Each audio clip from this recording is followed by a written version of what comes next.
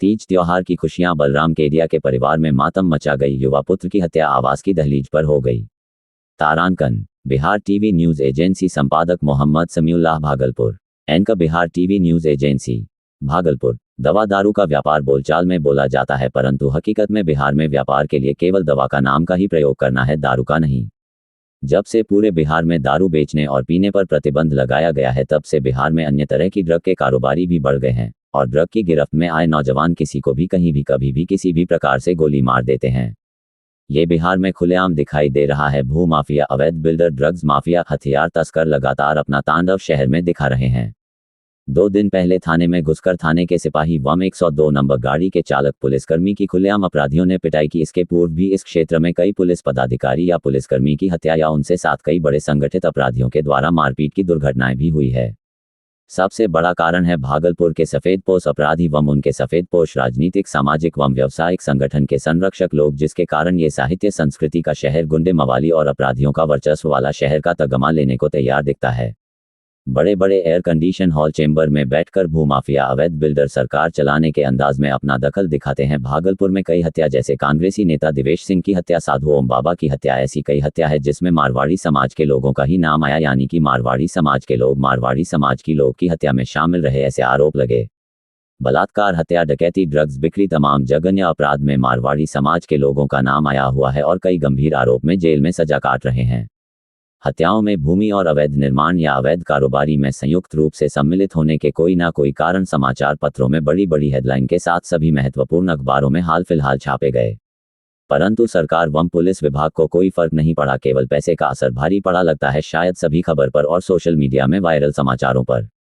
कभी मिनी राजस्थान कहलाने वाला भागलपुर का मारवाड़ी समाज क्या हकीकत में कुछ मुट्ठी भर लालची लोगों के मुट्ठी में कैद होकर आज अपनी ख्याति, प्रतिष्ठा सभी कुछ धूल में मिलता जा रहा है? क्या ये भी समझने के प्रयास होने चाहिए? अर्थ के चक्कर में अनर्थ वाले काम करते जा रहा है क्या वर्तमान में हम लोग झूठे टिगमे और आडंबर के बाजार में धोती, लंगोटी, पगड़ी सभी कुछ खुलेआम बेच रहे हैं। झूठ के नगमे और झूठे ग्रंथ लिखे जा रहे हैं। इस युवा की हत्या पर भी कोई शोरगुल होना नहीं है, क्योंकि मारवाड़ी समाज केवल जश्न मनाने के उद्देश्य से अब काम करता ज्यादा दिखाई देता है। कष्ट वही परिवार पाए जिसके घर में मौत, अपराध या कोई कारण दुर्घटना का होता है। बाकी लोग चटपटी संध्या अल्पाहार के साथ जश्न बेशर्मी से मनाते कल ही नजर आएंगे, ये सच्चाई है, हकीकत है। शर्म की बात है कि बड़े बड़े गुनाहों के पीछे मारवाड़ी समाज के चेहरे के नाम उछला जाते हैं, और दुख की बात है कि गुनाहों के काले संसार में महान, दानवीर, सभ्य, शिक्षित समाज मारवाड़ी समाज का गुनहगार चेहरा शामिल होने के आरोप खुलेआम अखबारों के माध्यम से नजर आते हैं। और हर हत्या के बाद चंद मुट्ठी भर कुछ लालची मारवाड़ी समाज के बेशर्म लोग खुलेआम जश्न मानते भी नजर आते हैं। ब्रह्मराक्षस के चरित्र को अपना रहे हैं क्या कुछ मारवाड़ी समाज के मुखिया लोग? ग में ब्रह्मराक्षस उसे कहा गया है जो कोख में ही आकार लेने वाले शिशु को भी खा जाता है। समाज के युवा व्यापारी की हत्या के बाद जश्न मनाकर जो भी लोग ऐसे अल्पाहार या चटपटी संध्या का आनंद लेते हैं, उन्हें हम अपनी नज़र से खुलेआम लालची, स्वार्थी व राक्षसी प्रवृत्ति में काम करने वाले लोग कह सकते हैं।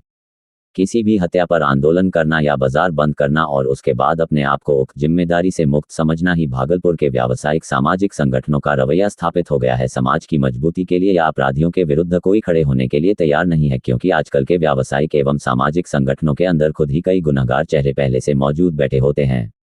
ऐसे लोग केवल पुलिस की कार्रवाई को बाधित करते हुए बेमतलब में अपनी फोटो और चेहरे चमकाने के काम करते हैं।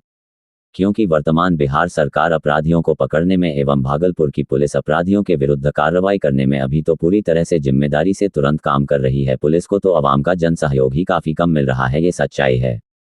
तारांकन।